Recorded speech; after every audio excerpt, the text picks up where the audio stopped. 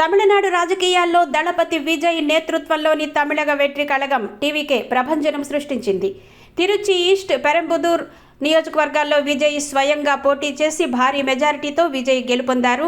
దశాబ్దాలుగా పాతుకుపోయిన ద్రవిడ పార్టీల ఆధిపత్యానికి గండి కొడుతూ సినీ గ్లామర్ను ప్రజాకర్షణగా మార్చుకోవడంలో విజయ్ తొలి అడుగులోనే విజయం సాధించారు.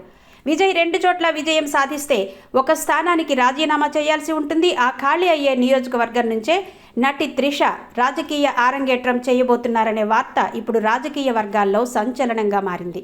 పార్టీ స్థాపన సమయం నుండి విజయ్కు ఆమె వెన్నుదన్నుగా నిలిచారని, ఆ కృతజ్ఞతతోనే ఆమెను ప్రత్యక్ష ఎన్నికల బరిలోకి దించేందుకు విజయ్ సిద్ధమైనట్టు సమాచారం. త్రిష రాకతో పార్టీకి మరింత గ్లామర్ తోడవడమే కాకుండా మహిళా ఓటర్ల మద్దతు కూడా పెరుగుతుందని టీవీకే వర్గాలు భావిస్తున్నాయి. మరోవైపు ఎన్నికల సమయంలో విజయ్ వ్యక్తిగత జీవితంపై ప్రత్యర్థులు అనేక విమర్శలు గుప్పించారు. ముఖ్యంగా ఆయన భార్య సంగీత చేసిన ఆరోపణలు, త్రిషతో ముడిపెడుతూ సాగిన ప్రచారం రాజకీయ దుమారం రేపాయి. కానీ విజయ్ ఈ వివాదాలకు లోనవ్వకుండా తన వ్యక్తిగత విషయాలను తానే చూసుకుంటానని చెబుతూ కేవలం ప్రజా సమస్యలపైనే దృష్టి సారించాలని తన అనుచరులకు పిలుపునిచ్చారు.